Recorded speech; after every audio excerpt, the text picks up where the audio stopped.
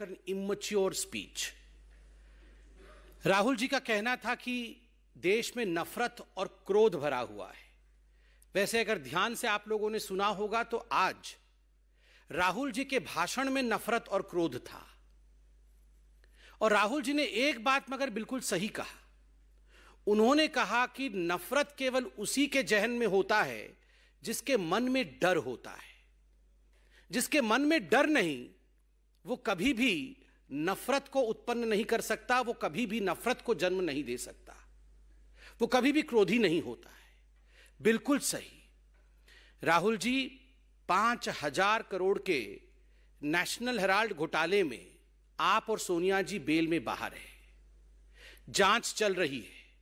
आप लोगों ने कोर्ट में गुहार लगाया था कि हमें बेल दिया जाए, हमें इस केस को खारिज किया जाए, उसे स्क्वैश किया जाए।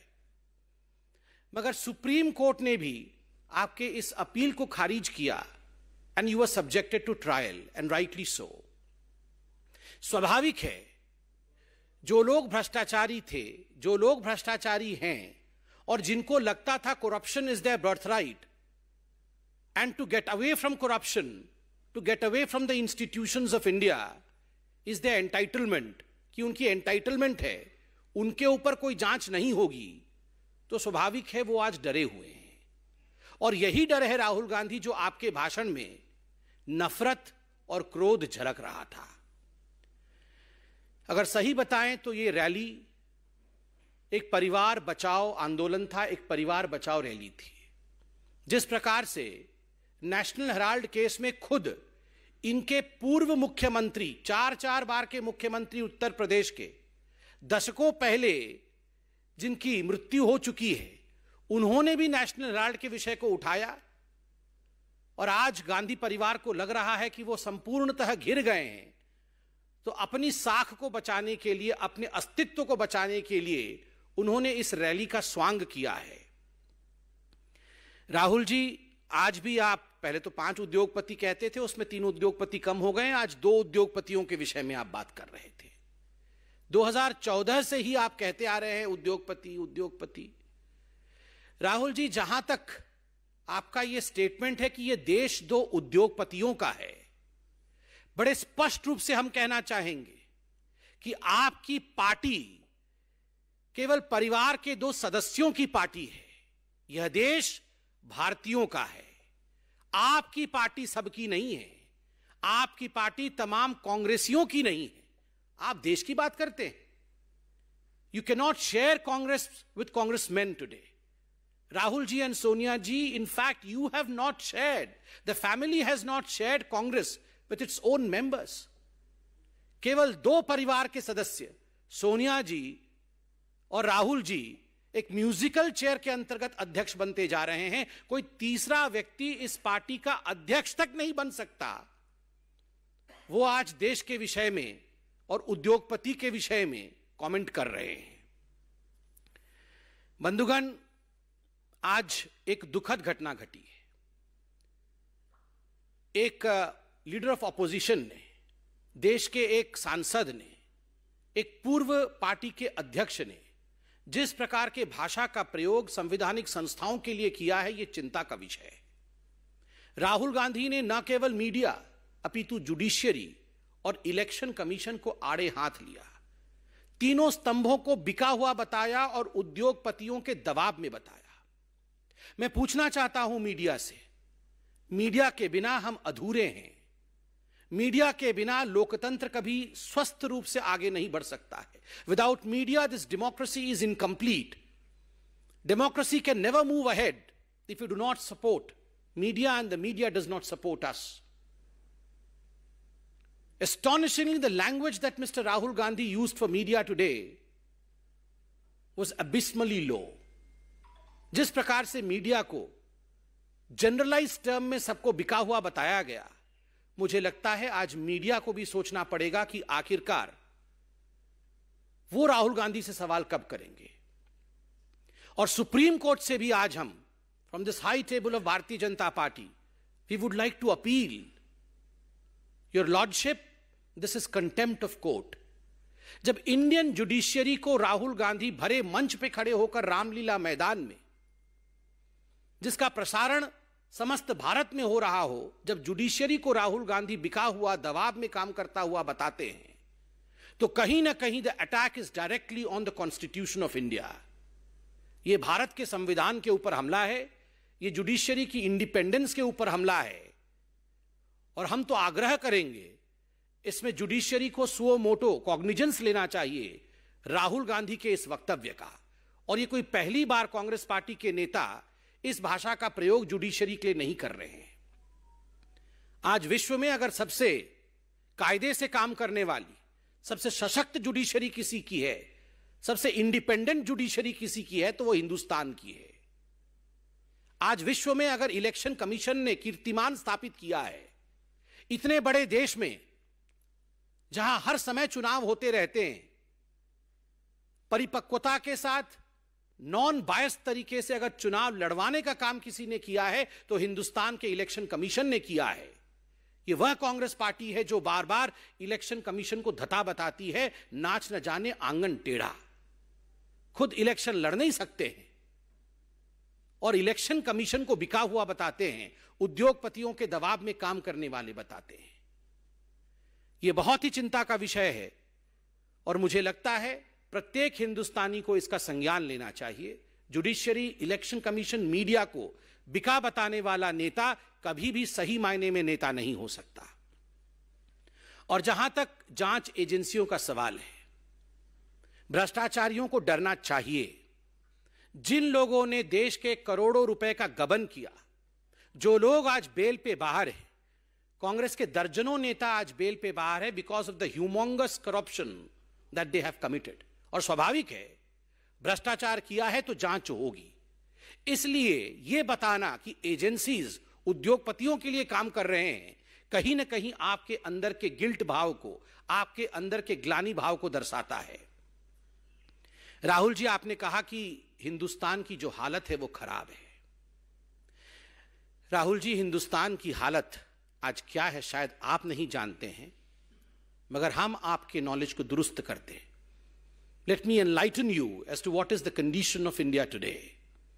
Only a couple of days ago, we got the good news that while India was celebrating Azadi Ka Amrit Mahotsav and while we were celebrating 75 years of our independence, India surpassed United Kingdom economically. Today, we are the 5th largest economy of the world. आज हम विश्व के 5वें सबसे बड़े आर्थिक स्तंभ हैं, आर्थिक जगत है। हमने ब्रिटेन को भी परास्त किया है। आज ब्रिटेन 6ठे नंबर पे है तो भारतवर्ष आज 5वें नंबर पे है। याद करिए राहुल जी, आपके समय एक ऐसा वक्त आया था जब भारत फ्रजाइल 5 इकोनॉमी में काउंट होती थी। We were the fragile 5 economy under doctor Manmohan Singh and Sonia Gandhi. India has come feats forward under the leadership of prime minister Narendra Modi. अभी चंद दिनों पहले इस तिमाही का ग्रोथ रेट सामने आया है, जब पूरे विश्व में कोरोना पैंडेमिक को लेकर एक माहौल बना है। Economy is sliding across the world, growth rates are sliding across the world. We can proudly state today, आज हम गर्व के साथ कह सकते हैं 13.5% आज भारत का ग्रोथ रेट है। ये नतीजे अभी आए हैं। Probably Rahul Gandhi is unaware of these results because anything that is good about India, Rahul dislikes it. Bharat के विषय में कुछ भी अच्छा होता है वो राहुल गांधी को पसंद नहीं है। ब्लूमबर्ग तो राहुल गांधी आप जानते ही होंगे। भारतीय कंपनियों के नाम तो आप नहीं जानते, मगर ब्लूमबर्ग को तो जानते होंगे। अभी चंद दिनों पहले ब्लूमबर्ग ने कहा कि India will never go into recession. Bharat कभी भी रिसेशन में जा नहीं सकती है because of basics are strong. Under the leadership of mister Narendra Modi, हमारे प्रधानमंत्री के नेतृत्व में भारत इस प्रकार से सशक्त हुआ है कि हम कभी भी मंदी की तरफ गति नहीं करेंगे। और आप कह रहे हैं हिंदुस्तान की हालत खराब है।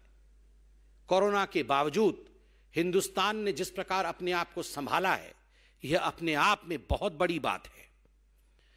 आपने पाकिस्तान, चाइना, इनके विषय में बात की। 5-6 बार चाइना चाइना चाइना किया। चाचा नेहरू ने कितनी जमीन दी थी। मैं उस राजनीति में अभी जाना नहीं चाहता। राहुल जी, जब डोकलाम स्टैंड ऑफ हुआ था तब आप चाइना के अधिकारियों के साथ टेंट के नीचे रंगे हाथ पकड़े गए थे, और आज आप चाइना चाइना कर रहे हैं, पाकिस्तान कर रहे हैं। जब सर्जिकल स्ट्राइक होता है, एयर स्ट्राइक होता है, तो आप उस सर्जिकल स्ट्राइक को धता बताते हैं, आप उसे खून की दलाली बताते हैं, और आप अपने एम्बेसडर मणिशंकर अय्यर को पाकिस्तान भेजते हैं, जहां जाके मणिशंकर अय्यर कहते हैं मोदी को हटाना होगा, सरकार भारत में गिराना होगा और पाकिस्तान को हमारा साथ देना होगा, और आप नफरत और क्रोध की राजनीति का विषय उठाते हैं। शर्म आनी चाहिए राहुल गांधी आपको। एक आश्चर्य का विषय है, राहुल गांधी जी ने आज कहा कि कांग्रेस पार्टी एक अलग जीएसटी लाना चाहती थी, हम एक अलग जीएसटी लाना चाहते थे। वो जीएसटी भी अलग लाना चाहते थे, वो राफेल भी अलग लाना चाहते थे, वो आईएनएस विक्रांत भी अलग कमीशन करना चाहते थे, वो हिंदुस्तान की आर्मी के लिए बॉर्डर में भी रोड्स कंस्ट्रक्ट करना चाहते थे। मगर 70 वर्षों तक सत्ता में रहने के बावजूद ये सब केवल वो चाहते थे, हुआ कुछ नहीं, क्योंकि कमीशन खा करके ये सारे काम डस्टबिन में चले जाते थे। Your performance was zero. You lived only in selling dreams. केवल सपनों को बेचना। दादाजी कहते थे गरीबी हटाना है, नानी जी कहती थी गरीबी हटाना है, पिताजी कहते थे गरीबी हटाना है, माताश्री कहती थी गरीबी हटाना है। मगर आलम यह था कि 2014 से पहले 22% लोग भारतवर्ष में गरीबी रेखा से नीचे थे, और आज 12% लोग इस गरीबी रेखा से ऊपर उठ चुके हैं, और जो लोग गरीबी रेखा से नीचे रहते हैं वो अब 10% रह गए हैं। तो स्वाभाविक रूप से कौन गरीबी रेखा से ऊपर उठा रहा है और कौन केवल गरीबी हटाओ का नारा देता था और गरीबों के लिए काम नहीं करता था, इस विषय में बताने की आवश्यकता नहीं है। आप सब ने देखा होगा कि कोरोना के बावजूद 0.8% लोग जो अत्यधिक गरीब थे, कोरोना के बावजूद इस आंकड़े में किसी प्रकार की बढ़ोतरी नहीं हुई।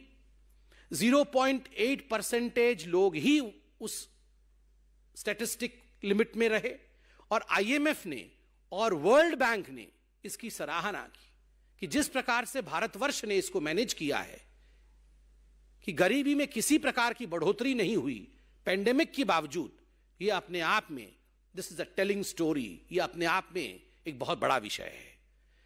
आज राहुल गांधी महंगाई के विषय में बोल रहे थे, उन्होंने आटा भी लीटर्स में आज कन्वर्ट किया है। वो जानते नहीं हैं आलू मिट्टी के नीचे होता है, आलू ऊपर होता है, आटा सॉलिड है या आटा लिक्विड है, मगर बोलते हर विषय में। मगर Rahul ji, to enlighten you, एक ऐसा कालखंड था यूपीए के राज्य के समय जब 22 महीनों तक जो महंगाई दर है वो 9% या 9% से ऊपर रही for a continuous phase of 22 months। That was the red zone of India, जब जीडीपी नीचे थी और इन्फ्लेशन ऊपर थी। और एक ऐसा भी समय था for the first time the inflation in the country had gone to double digits.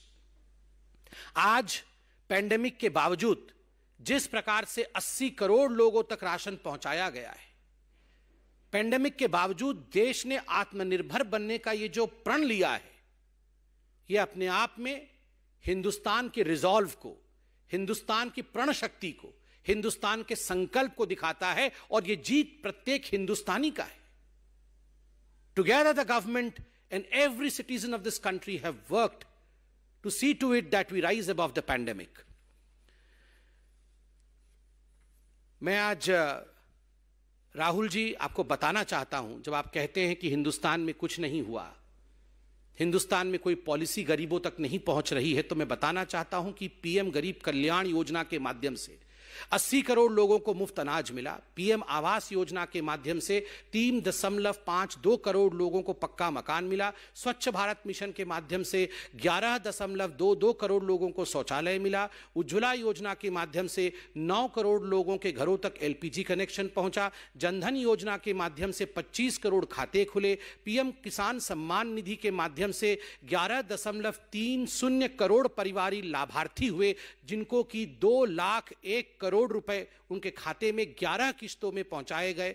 हर घर नल योजना के माध्यम से 8 करोड़ लोगों के घरों में नल के माध्यम से जल भेजा गया। आयुष्मान भारत योजना में 3.2 करोड़ लोगों को 5 लाख रुपए तक की मुफ्त चिकित्सा दी गई। 18 करोड़ लोगों के आयुष्मान कार्ड खुले। 213 करोड़ लोगों को मुफ्त टीका दिया गया। 8 साल में 15 एम्स खुले। 8 साल में 200 मेडिकल कॉलेज खुले और पीएम स्वनिधि योजना के माध्यम से 30 लाख रेहड़ी पटरी वालों को ऋण दिया गया। यह है हमारा रिपोर्ट कार्ड। हम केवल हवा में बात नहीं करते। Modi ji delivers, reforms, performs and transform, and we present a report card to the country. And that's the reason as to why, जो आपने अंत में कहा ना राहुल जी, कि जनता सब जानती है, जनता सब जानती है, तभी तो भारतीय जनता पार्टी को वोट देती है, तभी तो आज कांग्रेस खत्म हो चुकी है, तभी तो आज कांग्रेस उत्तर प्रदेश जैसे राज्य में, जहां से कांग्रेस आरंभ हुई थी, वहां आज वो अपने जमानत तक को बचा नहीं पा रही है। वाकई राहुल जी, जनता सब जानती है, and you have to be more responsible in the future. Thank you so much. कोई प्रश्न हो तो अवश्य पूछें। तो बीजेपी प्रवक्ता संबित पात्रा की प्रेस कॉन्फ्रेंस और राहुल गांधी पर निशाना। आज ही रामलीला मैदान में कांग्रेस का हल्ला बोल था, राहुल गांधी ने निशाना साधा था।